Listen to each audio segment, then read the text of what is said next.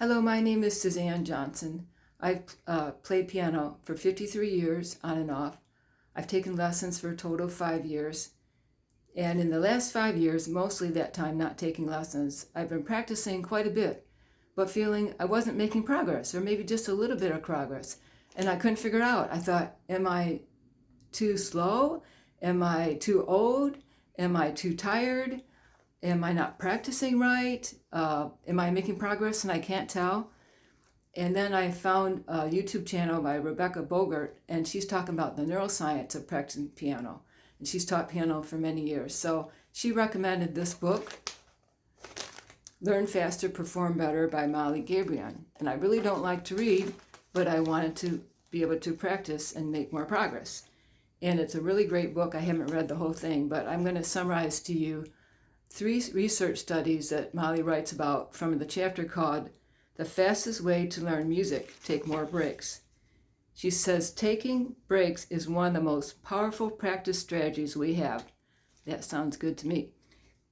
She says there are countless studies that found that spacing out practice sessions by taking breaks is the most effective way to learn. Much of the research examines how people study for academic tests, but more recently, researchers have extended to tasks requiring a combination of complex motor and cognitive skills, like playing music. The best studies looking at the power of breaks comes to combining these skills were done with surgeons. If you think about it, she said, surgeon skills provide a good parallel to musical skills because surgeons are required to learn extremely precise, challenging motor skills that performed in high-pressure, cognitively demanding situations, such as like when we musicians perform in front of other people. It feels pretty demanding to me. So the first study, they took 2 groups of students, and one, they had them practice for 3 hours straight.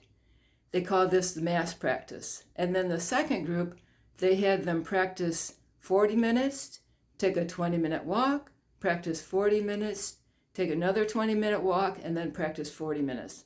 So total 2 hours.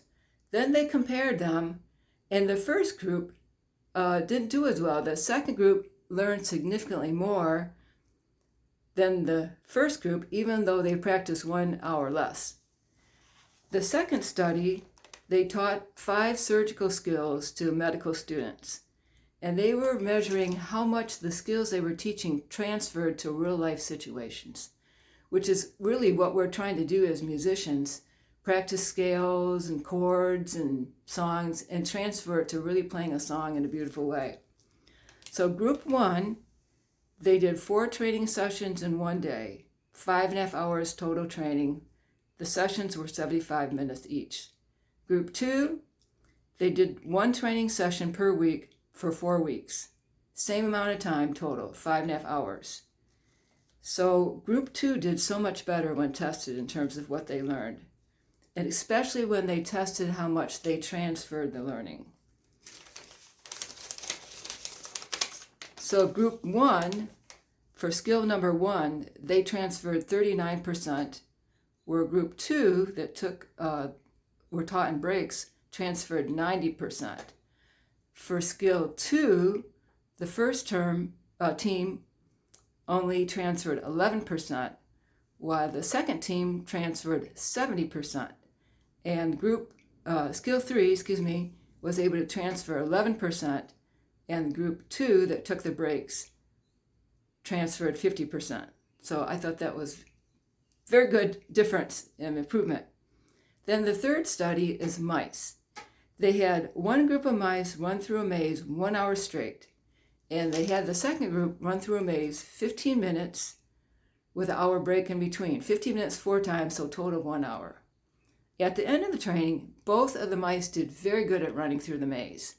But the difference was 15 days later, the first group that learned it all at once couldn't remember how to go through the maze at all. The second group was able to remember. And then they tested them 60 days later. Of course, the first group still couldn't remember how to do it. But the second group that were taught in breaks remembered how to run through the maze. So I have been putting this into my piano practice. I have a timer. I put it on for 10 minutes, and then when it goes off, I just walk around for a minute, do a little exercise, stretch a little bit. I go back 10 minutes, and then maybe I practice 30 or 40 minutes, and then I go do something else.